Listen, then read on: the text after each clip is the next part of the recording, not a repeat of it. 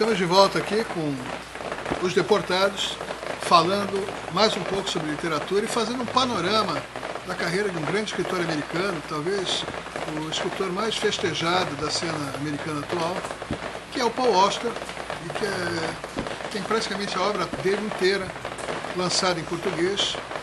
E estão todos aqui, se vocês puderem dar uma olhada nas lombadas. Não no Lombardi, mas na lombadas, assim. E são livros muito legais, preciosos. O Alfredo e a Cecília vão falar um pouco sobre eles. O Paul Auster tem duas fases no Brasil. Tem a fase quando ele foi lançado pela Best Seller e depois a fase da Companhia das Letras, quando ele ficou mais prestigiado. Na minha opinião, ele só não seria o maior autor dentro da linha pós-modernista americano porque tem o Don DeLillo, que eu considero o maior autor vivo americano, né?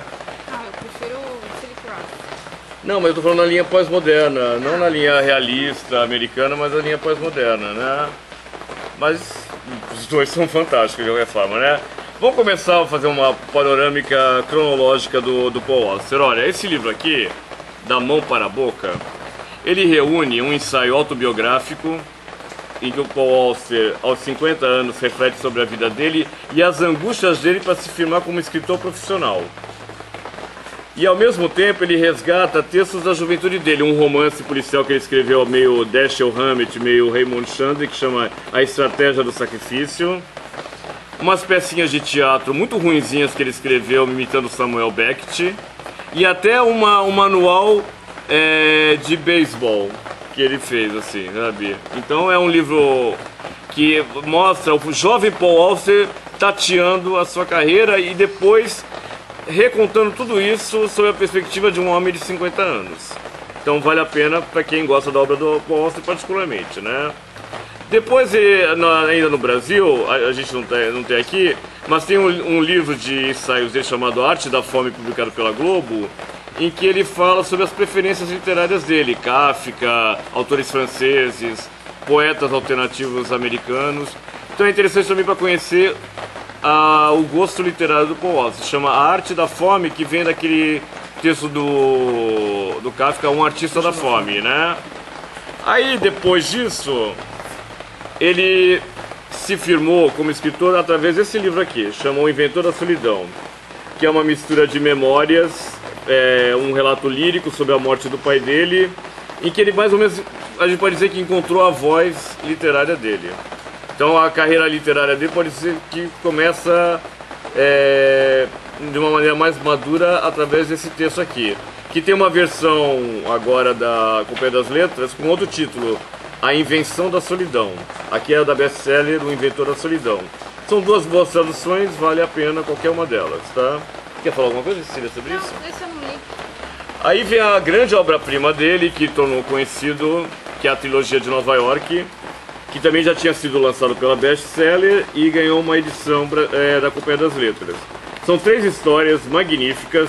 Uma delas ele já até havia contado naquelas pecinhas que eu falei do Da Mão para a Boca, que era uma peça chamada Blackouts, que era muito ruim. Ele transformou numa história chamada Espectros, infinitamente superior, porque o talento dele não é dramatúrgico, é narrativo mesmo. Dessas 3 aqui, A Cidade de Vidro, Espectros e O Quarto Trancado, a mais famosa acabou sendo Cidade de Vidro. Tem até história em quadrinhos, assim, em cima da Cidade de Vidro.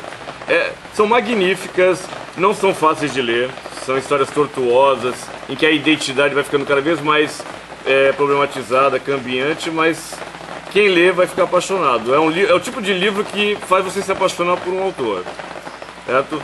Então, talvez, se a gente tem aquele livro que seja padrão de um autor, provavelmente no futuro talvez a trilogia de Nova York seja a referência para se falar de Paul Auster, né? Embora não seja o meu favorito, é um dos melhores. Logo depois, a trilogia de Nova York ele publicou em 86. Logo depois ele publicou esse livro aqui, que é um relato futurístico meio apocalíptico, chamado No País das Últimas Coisas, que é uma história em que o futuro, os centros urbanos são completamente comprometidos, o caos instaurado, tem uma mulher que é a protagonista que tenta sobreviver em torno de tudo isso. Não é o livro mais indicado para ler no espírito natalino, mas com certeza é um dos grandes textos dele também. Em breve talvez seja reeditado pela Companhia das Letras, mas essa edição da best-seller pode ser encontrada em sebo, se não me engano. Nesse livro aqui, o seguinte, de 89, O Palácio da Lua, eu acho que ele encontrou a fórmula perfeita dele, que é estruturas narrativas acessíveis que parecem fáceis para colocar os grandes problemas dele, os dilemas existenciais. Porque tanto no País das Últimas Coisas quanto a trilogia Nova York são livros muito densos. No Palácio da Lua ele consegue uma coisa mais aventuresca, mais parecida com um relato mais linear e acessível. Então, a partir desse daqui, O Palácio da Lua, que foi editado pela Bestseller, ele encontra um formato muito atraente, que os leitores gostam muito, faz sucesso até de venda. Chegando no auge com esses dois livros aqui, ó. Duas obras-primas, A Música do Acaso e Leviatã. Livros absolutamente geniais. O título já, A Música do Acaso, já é lindo, né?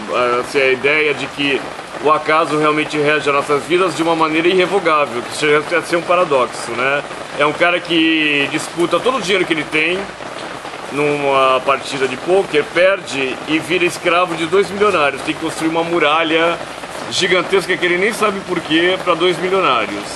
Parece assim desinteressante, mas quando você lê o livro você não agarra com ele e não para mais de ler. E o Leviatã é a história de dois escritores rivais, que são amigos mas são rivais, e um deles acaba terrorista, explodindo réplicas da Estátua da Liberdade pelo país afora. Depois do 11 de setembro, o livro ganhou um significado bem amplo, sabe? Se tornou mais interessante ainda do que já era. Aí depois do Leviatã, ele deu uma certa escorregada nesse livro aqui, que eu não gostei, né? Mr. Vertigo. Tem seus fãs, mas eu particularmente acho o mais fraco dele. E foi uma fase em que ele ficou meio que assim, no impasse da carreira dele, tanto que ele se voltou até pro cinema. Ele fez experiências de roteiristas com o diretor Wayne Wang, no filme Cortina de Fumaça, Smoke. E depois ele até dirigiu o próprio filme Lulu on the Bridge, que a gente vai falar depois na parte de cinema, aguardem, né? Que é uma experiência muito interessante. Mas foi uma fase em que a literatura ficou meio de escanteio. Na minha opinião, o texto mais interessante dele é um pequeno conto dessa época chamado O Conto de Natal de Alger Rain, que foi a origem do filme Cortina de Fumaça. É um conto pequeno, mas genial, que foi reeditado agora pela Companhia das Letras. Passada essa fase cinematográfica, vem a grande fase de maturidade. Uma série de livros geniais. Timbuktu, a história de um cachorro suicida, que é fantástico. O Mundo Disney Esfacelado. Esse livro genial chamado O Livro das Ilusões, que ele fala sobre filmes que não existiram de uma maneira mágica, assim. Você vai estar vendo os filmes diante dos seus olhos. O Noite do Oráculo, que é um belíssimo livro sobre ciúme, rivalidade de escritores, assim, sobre a criação, genial. E esse O Viagem do Escritório não é tão bom, mas é um livro interessante também. E ele chega ao último livro, O Homem no Escuro, em plena forma.